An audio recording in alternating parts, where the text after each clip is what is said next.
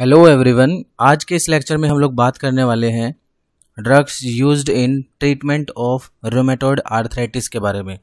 Rheumatoid arthritis है उसके बारे में बात करेंगे हम, और साथ ही साथ कौन कौन सी ड्रग्स जो हैं जो रोमेटॉइड आर्थराइटिस के ट्रीटमेंट में काम आती हैं उनके बारे में हम लोग इस लेक्चर में पढ़ेंगे। सबसे पहले बात करते हैं कि रोमेटॉइड आर्थराइटिस है क्या। रोमेटॉइड आर्थराइटिस जो है वो एक chronic multi system auto immune disease है। इसका कोज क्या है? अननोन कोज है इसका।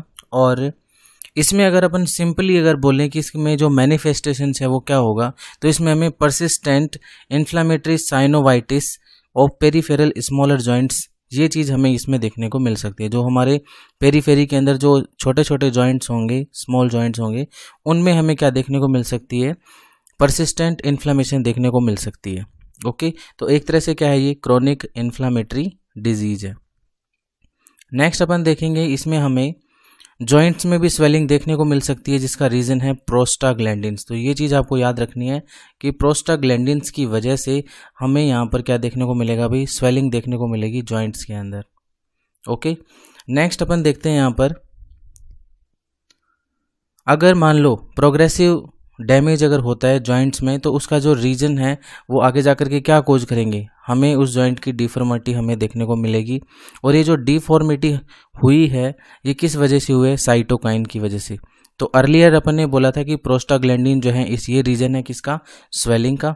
जबकि यहाँ हम बोल रहे हैं कि जो साइटोकाइन है इसकी वजह से क्या हो सकता है भाई? डिफॉर्मिटी भी हमें देखने को मिल सकती है। ओके, नेक्स्ट देखिए, अब कौन कौन सी ड्रग हैं जो कि रूमेटॉइड आर्थराइटिस के ट्रीटमेंट में यूज़ होती हैं, अब उसके बारे में बात करेंगे। तो यहाँ पर 3 तरह के ड्रग्स यूज़ होते हैं। नंबर 1 है DMARDS, disease modifying anti rheumatic drugs. इसमें 2 तरह के ड्रग पढ़ेंगे अपन, नॉन बायोलॉजिक और बायोलॉजिक। इसके अलावा NSAIDs पढ़ेंगे, और साथ ही साथ में जो ग्लूकोकोर्टिकोइड ड्रग्स हैं वो भी इनमें यूज़ होती हैं। तो सबसे पहले अपन बात करते हैं DMARDS के बारे में। सबसे पहले देखो, इसमें नॉन बायोलॉजिक्स हैं। तो नॉन बायोलॉजिक इसमें डिफरेंट टाइप के ड्रग्स हैं, like methotrexate, chloroquine, hydroxy chloroquine. Chloroquine और हाइड्रोक्सी क्लोरोक्वीन आपको पता होगा कि ये एंटी मलेरियल ड्रग्स हैं। और gold salts, sulfasalazine, cyclosporine, D penicillamine, azathioprine, cyclophosphamide और लेफ्लुनोमाइड, ये सारे के सारे जो ड्रग्स हैं ये नॉन बायोलॉजिक हैं। अगर हम बात करें बायोलॉजिक्स की, तो बायोलॉजिक्स में भी हमें डिफरेंट टाइप के ड्रग्स मिलेंगे। और मैं आपको बता दूं यहाँ पे कि जो बायोलॉजिक ड्रग्स हैं ये रूमेटॉइड आर्थराइटिस के पेशेंट में तब यूज़ होंगी जब नॉन बायोलॉजिक ड्रग इसमें क्या नहीं होंगे भाई? काम नहीं करेंगे। ओके, तो अगर पर्सन नॉन बायोलॉजिक ड्रग्स के लिए रेस्पॉन्ड अगर नहीं कर पा रहा तो हम बायोलॉजिक ड्रग का यूज़ करेंगे। अब कौन कौन से हैं? नंबर 1 है इसमें TNF alpha antagonist, tissue necrosis factor alpha antagonist. ठीक है, मैं आपको बता देता हूँ यहाँ पे कि जो tissue necrosis factor alpha antagonist है इसमें जो ड्रग यूज होंगी ये कौन कौन सी हैं? एडालीमुमैब, इन्फ्लिक्सिमैब एंड इटानरसेप्ट। ठीक है, तो ये 3 ड्रग्स होंगे इसके अंदर। सेकंड है हमारे पास में इंटरल्यूकिन 1 एंटागोनिस्ट, और इसमें हमें एक ही ड्रग मिलेगी, एनाकिंड्रा। नेक्स्ट है T-सेल मॉड्यूलेटिंग एजेंट, इसमें है हमारे पास में एबेटासेप्ट। नेक्स्ट है हमारे पास में बी लिम्फोसाइट डिप्लीटर, और इसमें हमें रेतुक्सीमैब और मैथिल प्रेडनिसोलोन, ये ड्रग हमें देखने को मिलेंगी। सेकेंडली DMARDS के बाद में जो ड्रग यूज़ होती हैं वो है NSAIDs। इसमें हमें non steroidal anti inflammatory drugs देखने को मिलेंगी, like aspirin, ibuprofen, diclofenac, naproxen, piroxicam और इटोरिकॉक्सिब। ये सभी ड्रग जो हैं वो रूमेटॉइड आर्थराइटिस में यूज हो सकती हैं। और थर्ड जो टाइप के जो ड्रग्स हैं जो अपन ने बताए थे ग्लूकोकोर्टिकोइड्स, तो इनमें से प्रेडनिसोलोन, मैथिल प्रेडनिसोलोन और ट्राइमसिनोनोल, ये 3 तरह के ड्रग्स जो हैं वो हमें रूमेटॉइड आर्थराइटिस के ट्रीटमेंट में यूज़ देखने को मिल सकती हैं। अब हम लोग ये जो DMARD ड्रग्स है, अब इनको याद कैसे रखें भाई हम? तो इसके लिए न्यूमोनिक्स भी है भाई। अब क्या निमोनिक है? इसको आप याद रख लेना किससे? मेडिकल गोल्ड SR से। ठीक है, मेडिकल गोल्ड SR। ठीक है। यहाँ पर जो ब्लू कलर में जो लिखे हुए हैं वो आपको ध्यान रखना है कि ये हैं नॉन बायोलॉजिक, और जो रेड कलर में लिखे हुए हैं ये हैं बायोलॉजिक्स। ठीक है, तो देखो भाई, सबसे पहले बात करते हैं मेडिकल की। मेडिकल में जब आप देखोगे तो यहाँ पर आपको ध्यान रखना है कौन कौन से है भाई। M for methotrexate, E for etanercept, D for D penicillamine, I for infliximab, C for chloroquine, A for anakinra and abatacept, L for leflunomide. तो ये हो गया मेडिकल। ठीक है, गोल्ड में आपको याद रखना है यहाँ पर गोल्ड सॉल्ट्स। ठीक है, और S में आपको याद रखना है सल्फासेलाजीन, और R से आपको याद रखना रितुक्सीमैब। तो टोटल अगर मैं बोलूँ आपको यहाँ पे तो आपको 4 ड्रग्स याद रखनी है। ठीक है, कौन कौन सी? RIEA, आप इनको रिया से याद रख सकते हो, RIEA। ये कौन सी ड्रग होंगी भाई? बायोलॉजिक ड्रग्स होंगे। ठीक है, अब R से आपको याद रखना है यहाँ पर क्या भाई? रितुक्सीमैब। I से याद रखना आपको इन्फ्लिक्सीमैब, और E से याद रखना आपको इटानरसेप्ट, एंड A से याद रख सकते हो आप एनाकिंड्रा और एबेटासेप्ट। ठीक है, तो सबसे पहले अपन यहाँ पर बात करते हैं किसके बारे में? एनएसएड्स के बारे में, कि रूमेटॉइड आर्थराइटिस जो है इनमें एनएसएड्स का क्या रोल है। एनएसएड्स जो हैं वो इसमें सिम्टोमेटिक रिलीफ प्रोवाइड करेंगी। ठीक है, और याद रखना ये रैपिडली अपना इफेक्ट क्या करते हैं भाई? प्रोड्यूस करेंगे। ठीक है, इनका काम क्या है? इन्फ्लामेशन को रिड्यूस करना, पेन को रिड्यूस करना, स्टिफनेस को रिड्यूस करना, और जो स्वेलिंग होगी उसको भी क्या कर देंगे? रिड्यूस करेंगे। लेकिन साथ साथ में आपको याद रखना है कि यहाँ पर हमें एक लिटिल इफेक्ट भी देखने को मिलेगा। किस पर भी? प्रोग्रेशन ऑफ बोन पर एंड कार्टिलेज डिस्ट्रक्शन। तो ये आपको याद रखना है कि एनएसएड जो है इनका इफेक्ट हमें बोन के प्रोग्रेशन और कार्टिलेज के डिस्ट्रक्शन में भी हमें देखने को मिल सकता है। अब एनएसएड्स के बाद हमें ध्यान रखना है यहाँ पर ग्लूकोकोर्टिकोइड्स के बारे में। ग्लूकोकोर्टिकोइड हमने बताया कि यहाँ पर प्रेडनिसोलोन, मेथिल प्रेडनिसोलोन, इन ड्रग्स का यूज होता है। ये क्या काम करेंगे? ये इन्फ्लामेशन जो है उसको क्विकली क्या कर देंगे भाई? सप्रेस कर देंगे। बिकॉज हमने बोला कि रूमेटॉइड आर्थराइटिस जो है उसमें क्या होता है? इन्फ्लामेशन होता है। ठीक है, इनका एडमिनिस्ट्रेशन सिस्टेमिकली और टॉपिकली भी हो सकता है, और इंट्रा आर्टिकुलर इंजेक्शन लगेगा इसमें।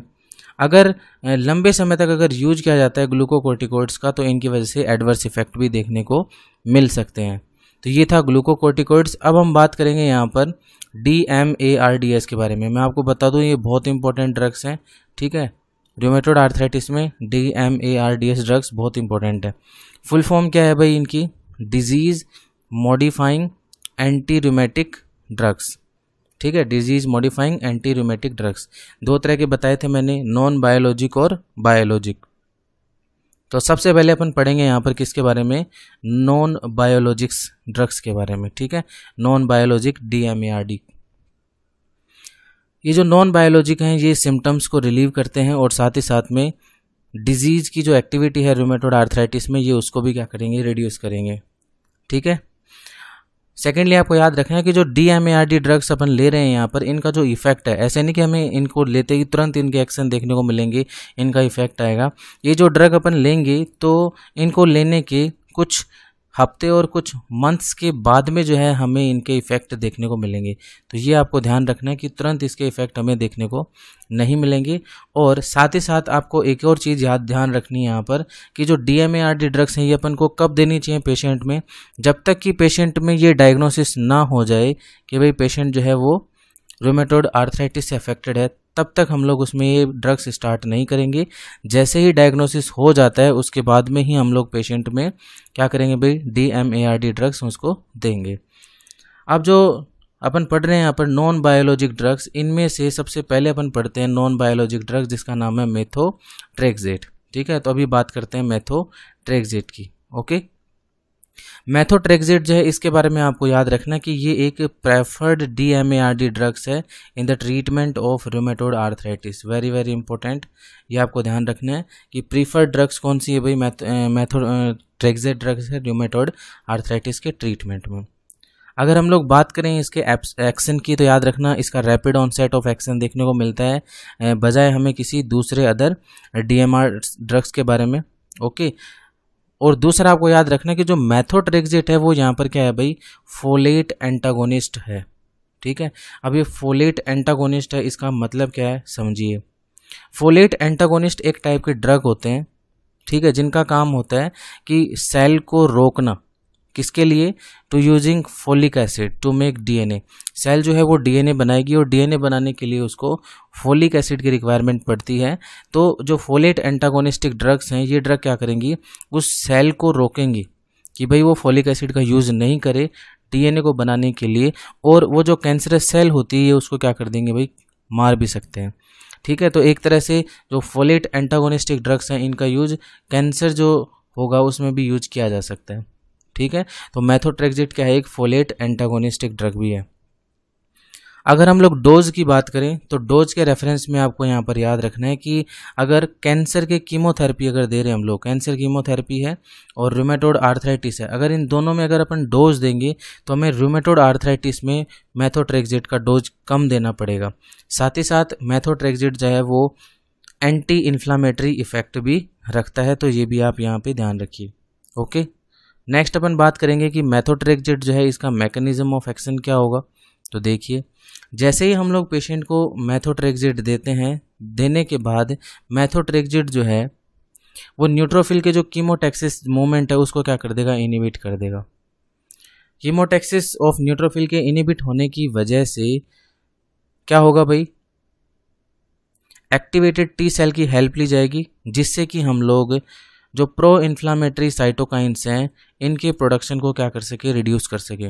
बिकॉज अगर हमने इन प्रो इन्फ्लामेटरी साइटोकाइंस को क्या नहीं किया, प्रोड्यूस होने से नहीं रोका, तो ये आगे जा कर के इन्फ्लामेशन कोज करेंगे, और अगर इन्फ्लामेशन कोज हुआ तो हो सकता है कि भाई हमें रूमेटोड आर्थराइटिस में और ज़्यादा कंडीशन वर्स्ट हो जाए।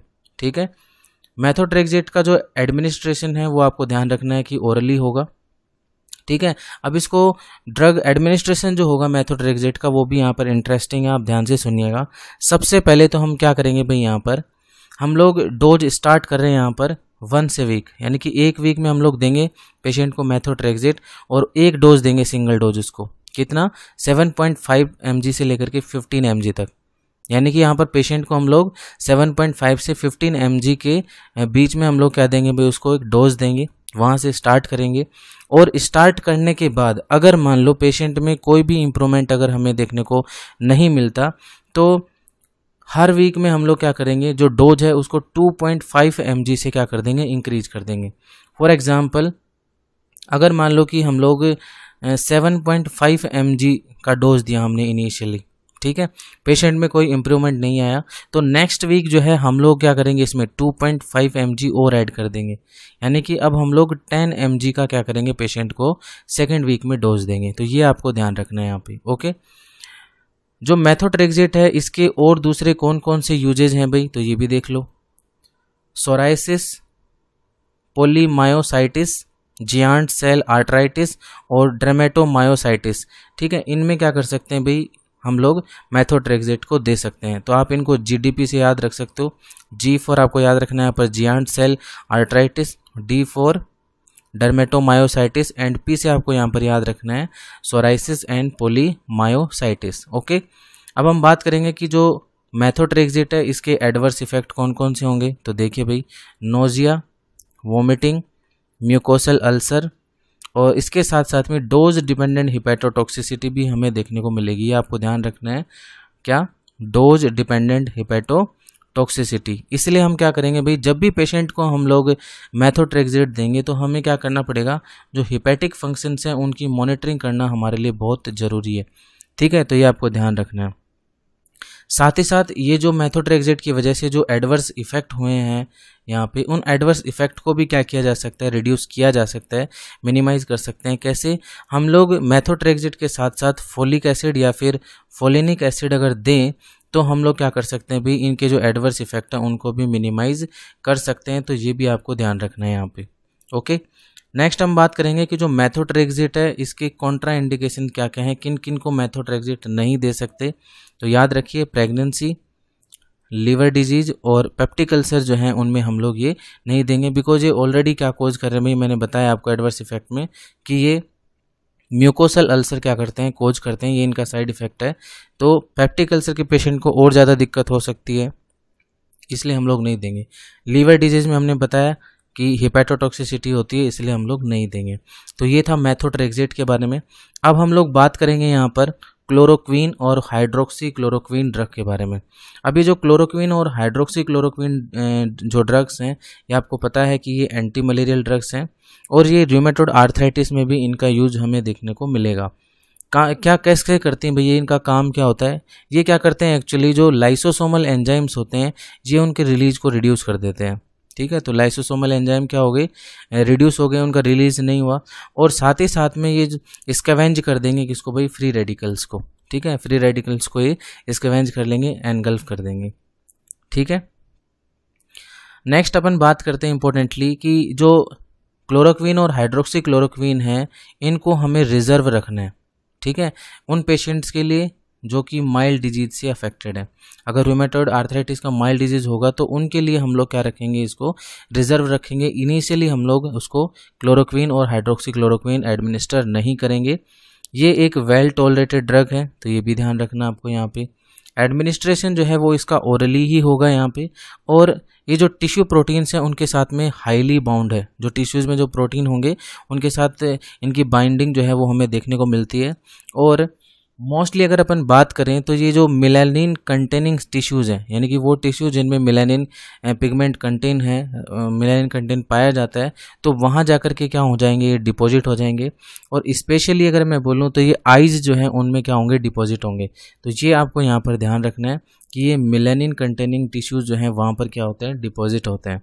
ओके, अगर हमने इनका प्रोलॉन्ग्ड एडमिनिस्ट्रेशन किया, अगर हमने लंबे समय तक ये ड्रग्स दी, तो इनकी वजह से corneal opacity and retinal damage जो है हमें देखने को मिल सकता है। इसलिए क्लोरोक्वीन और हाइड्रोक्सी क्लोरोक्वीन अगर हम लोग दे रहे हैं तो हमें एटलीस्ट वंस ए ईयर, साल में एक बार हमें क्या करना पड़ेगा भाई, ऑप्थेल्मोलॉजिक एग्जामिनेशन करवाना पड़ेगा। तो ये ध्यान रखना आपको कि अगर ये ड्रग हमें देनी है प्रोलॉन्गली तो हमें क्या करवाना पड़ेगा, ophthalmologic examination at least once a year. Okay, इसके एडवर्स इफेक्ट क्या क्या हो सकते हैं भाई, nausea, vomiting and skin rashes हो सकते हैं। और मैं बता दूं आपको कि जो क्लोरोक्वीन और हाइड्रोक्सी क्लोरोक्वीन ड्रग जो हैं ये सेफर ड्रग हैं किसके अंदर, प्रेगनेंसी के अंदर। तो ये भी आप ध्यान रखिएगा कि ये जो ड्रग्स हैं वो सेफ हैं प्रेगनेंसी के अंदर। ओके, अब हम बात करेंगे कि इनको दिया कैसे जाता है भाई। ठीक है, तो देखते हैं भाई कैसे कैसे आएगी। ये जो ड्रग्स हैं इनको हम लोग अकेले भी यूज कर सकते हैं या फिर इन ड्रग को हम लोग कॉम्बिनेशन में भी यूज कर सकते हैं। जो क्लोरोक्वीन और हाइड्रोक्सी क्लोरोक्वीन ड्रग है इनको हम लोग क्या कर सकते हैं भाई, मेथोट्रेक्सेट के साथ या फिर सल्फासेलाजीन जो ड्रग है इनके साथ यूज कर सकते हैं। तो आपको ध्यान रखना है यहाँ पर कि ये जो ड्रग्स हैं कौन कौन सी, क्लोरोक्वीन और हाइड्रोक्सी क्लोरोक्वीन, इनको हम लोग क्या कर सकते हैं भाई, अकेले भी यूज कर सकते हैं और कॉम्बिनेशन में भी यूज कर सकते हैं। अगर हमें कॉम्बिनेशन में यूज करना है तो मेथोट्रेक्सेट और सल्फासेलाजीन के साथ इनका यूज कर सकते हैं। ये जो दोनों के दोनों जो ड्रग्स हैं वो कौन से ड्रग हैं भाई, ये है नॉन बायोलॉजिक। ठीक है, ये नॉन बायोलॉजिक DMARDS है, ये ध्यान रखना आपको यहाँ पे। ओके,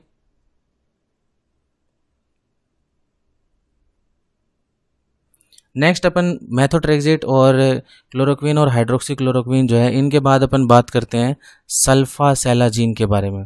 सल्फासेलाजीन जो ड्रग है इसका यूज हम लोग माइल्ड डिजीज़ में करेंगे, वो भी अलोन। ठीक है, तो इसका यूज अनलोनली अकेले माइल्ड डिजीज़ में किया जा सकता है। इसके अलावा अगर मान लो सीवियर डिजीज़ अगर होते हैं तो उनमें हम लोग कॉम्बिनेशन में भी यूज कर सकते हैं। तो यहाँ पर ध्यान रखना आपको कि अकेले हम लोग सल्फासेलाजीन को यूज करेंगे माइल्ड डिजीज़ में और कॉम्बिनेशन में यूज करेंगे हम लोग सीवियर केसेस के अंदर। ओके, ये क्या कोज करेगा भाई, ये रिमिशन इन एक्टिव रूमेटॉइड आर्थराइटिस ये कोज कर सकता है। ठीक है, अब हम बात करते हैं यहाँ पर कि यहाँ पर जो अपन ने बात की है कि भाई ये रिमिशन क्या है। ठीक है, तो इसमें हम लोग बोल सकते हैं कि ये जो एक्टिव रूमेटॉइड आर्थराइटिस है ये उसमें रिलीव कर सकता है। ठीक है, तो ये चीज़ हमें यहाँ पर देखने को मिलेगी। ओके, तो बात करते हैं नेक्स्ट, हमें रिलैक्सेशन मिलेगा रूमेटॉइड आर्थराइटिस के अंदर।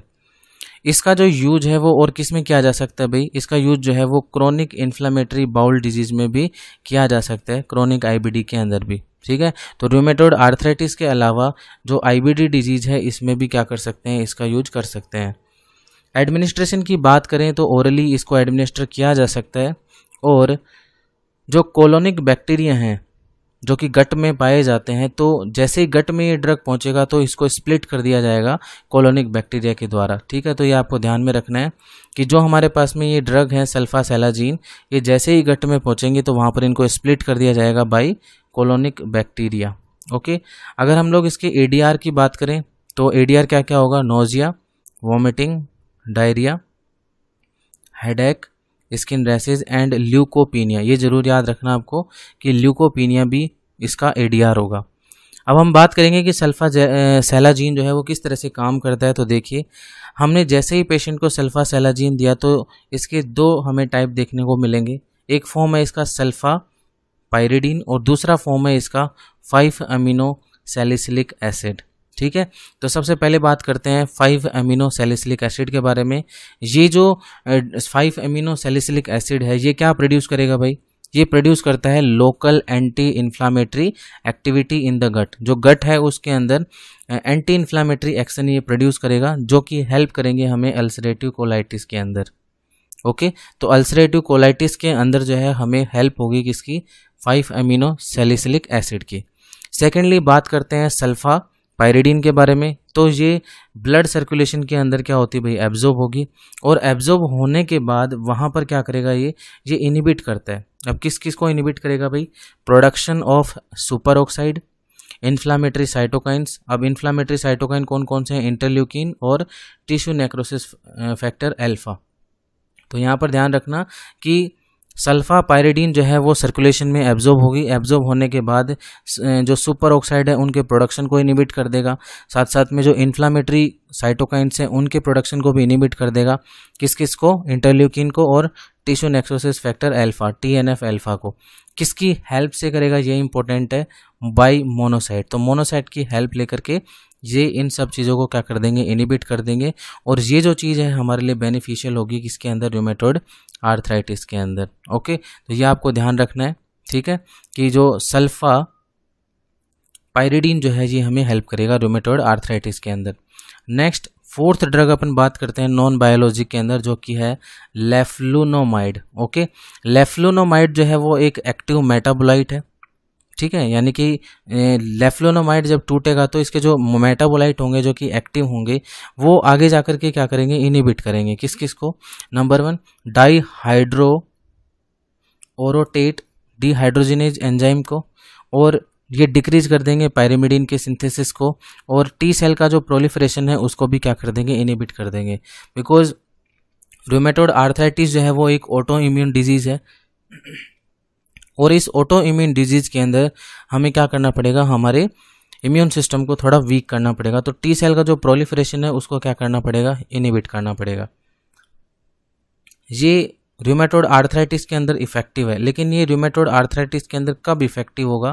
तो ये आपको ध्यान रखना है, जब हम लोग लेफ्लुनोमाइड जो है इसको मेथोट्रेक्सेट के साथ यूज करेंगे तो ये बेनिफिशियल इफेक्ट प्रोड्यूस करेगी रूमेटॉइड आर्थराइटिस के अंदर। ओके, इसका जो एडमिनिस्ट्रेशन है वो ओरली होता है। एब्जॉर्प्शन जो है वो कम्प्लीटली होगा, तो कम्प्लीटली एब्जॉर्ब हो जाएगा ही। और अगर T half, plasma T half की अगर अपन बात करें इसकी हाफ लाइफ की, तो हाफ लाइफ इसका लॉन्ग होता है 2 to 3 वीक्स। ठीक है, तो इसलिए अपन को ध्यान रखना है कि प्लाज्मा टी हाफ इसका लॉन्ग होने की वजह से हमें एक लोडिंग डोज जो है वो हमें यहाँ पर देनी पड़ेगी। ओके, तो ये ध्यान रखना। एडीआर कौन कौन से होंगे इसके? तो याद रखना, diarrhoea, loss of hairs, hepatotoxicity, leucopenia and skin rashes, ये चीज़ें हो सकती हैं। तो आपको ये याद रखना है, ल्यूकोपीनिया और लॉस ऑफ हेयर्स। हेपेटोटॉक्सिसिटी तो अपन याद रख लेंगे। ठीक है, नेक्स्ट कॉन्ट्रा इंडिकेशन क्या क्या होगा भाई? तो याद रखना, चिल्ड्रन, प्रेग्नेंट वुमेन और लैक्टेटिंग मदर जो है उनको हम लोग नहीं देंगे ये ड्रग। ओके, अब हम लोग नॉन बायोलॉजिक DMARD के बाद में हम पढ़ेंगे यहाँ पर कौन से ड्रग? Biologic DMARDs। ओके, इनको बायोलॉजिक नाम क्यों दिया गया? इनको बायोलॉजिक इसलिए नाम दिया गया बिकॉज इनका जो प्रिपरेशन है वो किन से होता है? इनका प्रिपरेशन माइक्रो ऑर्गेनिज्म से होता है, एनिमल से होता है, ह्यूमन से होता है और उनके प्रोडक्ट से होता है, इसलिए इनको बायोलॉजिक नाम दिया गया। एडमिनिस्ट्रेशन इनका पेरेंट्रली होता है, तो ये भी आप ध्यान रखिए। और बायोलॉजिक ड्रग जो है इनका यूज तभी किया जाएगा रूमेटॉइड आर्थराइटिस के अंदर जब पेशेंट जो है वो रेस्पॉन्ड नहीं करेगा नॉन बायोलॉजिक्स के लिए। तो जब नॉन बायोलॉजिक ड्रग है उनके लिए पेशेंट रेस्पॉन्ड नहीं करता, तब बायोलॉजिक ड्रग हमें देनी है। अदर यूजेज कौन कौन से हैं तो ध्यान रखिएगा, psoriasis, Crohn's disease, ankylosing spondylitis and scleroderma, ये 4 ऐसे डिजीज़ हैं जिनमें हम लोग बायोलॉजिक ड्रग का यूज भी कर सकते हैं। अब हम लोग एक एक करके देखते हैं इसमें। तो हमने एक टेबल बना रखी है यहाँ पर जिसमें drug, route, mechanism of action, adverse effect और इसके यूजेज हैं। तो सबसे पहले बात करते हैं किसके बारे में, रितुक्सीमैब के बारे में। रितुक्सीमैब जो ड्रग है इसका रूट है IV infusion. Mechanism of action क्या होगा, ये पेरीफेरल बी लिम्फोसाइट्स जो हैं उनको डिप्लीट करता है, तोड़ेगा उनको। और एडवर्स इफेक्ट इसका स्किन रैशेज हो सकती हैं। इसका यूज किस में होगा, अगर हम लोग रितुक्सीमैब के साथ में अगर मेथोट्रेक्सेट को यूज करें तो ये हमें देखने को मिल सकता है किसमें भाई, resistant cases of rheumatoid arthritis. तो रूमेटॉइड आर्थराइटिस के जो रेजिस्टेंट केसेज होंगे उसमें हम लोग रितुक्सीमैब जो है इसका यूज कर सकते हैं मेथोट्रेक्सेट के साथ। ओके, नेक्स्ट है हमारे पास में एबेटासेप्ट। एबेटासेप्ट क्या है भाई, इसका यूज भी रूट जो है वो क्या है, आईवी इन्फ्यूजन में। मैकेनिज्म ऑफ एक्शन क्या है, ये टी सेल के एक्टिवेशन को क्या करेगा, इनिबिट करेगा। तो एक तरह से टी सेल प्रोलिफरेशन को इनिबिट कर रहा है। एडवर्स इफेक्ट क्या होगा, इसकी वजह से अपॉर्चुनिस्टिक इन्फेक्शन होंगे, बिकॉज इसने टी सेल के एक्टिवेशन को इनिबिट कर दिया तो हमारा इम्यून सिस्टम वीक होगा, तो अपॉर्चुनिस्टिक इन्फेक्शन हो सकते हैं और रूमेटॉइड आर्थराइटिस में इसका यूज लिया जाएगा। नेक्स्ट है हमारे पास में एनाकिंड्रा। एनाकिंड्रा जो है इसका सबक्यूटेनियस रूट के थ्रू यूज होगा और ये इंटरल्यूकिन 1 जो है उसका एंटागोनिस्ट है, उसके तौर पे ये काम करेगा। अपॉर्चुनिस्टिक इन्फेक्शन होगा इसकी वजह से, और मेनली रेस्पिरेटरी सिस्टम जो है ना उससे रिलेटेड कोई डिजीज हो सकता है। रूमेटॉइड आर्थराइटिस में इसका यूज होगा। नेक्स्ट है हमारे पास में इटानरसेप्ट, इन्फ्लिक्सीमैब एंड एडालीमोमैब। ये जो तीनों ड्रग है इनका सबक्यूटेनियसली यूज होता है। मैकेनिज्म ऑफ एक्शन की अगर अपन बात करें तो जो टिश्यू नेक्रोसिस फैक्टर अल्फा है उसके एंटागोनिस्ट के तौर पर ये काम करेंगे, और अपॉर्चुनिस्टिक इन्फेक्शन होता है इनकी वजह से, और मोस्टली ट्यूबरकुलोसिस हो सकता है। Rheumatoid arthritis, psoriasis, Crohn disease, spondylitis, इन सब में इसका यूज हो सकता है। ठीक है, और ध्यान रखिएगा अगर हम लोग इन बायोलॉजिक ड्रग का प्रोलॉन्गडली अगर यूज करते हैं तो इसकी वजह से अपॉर्चुनिस्टिक इन्फेक्शन होने के ज़्यादा चांसेज होते हैं। स्पेसिफिकली अगर बात करें तो टीबी हो सकता है, यूटीआई, यूरिनरी ट्रैक्ट इन्फेक्शन भी हो सकता है। तो ये था भाई drug treatment of rheumatoid arthritis के बारे में। Okay, thank you.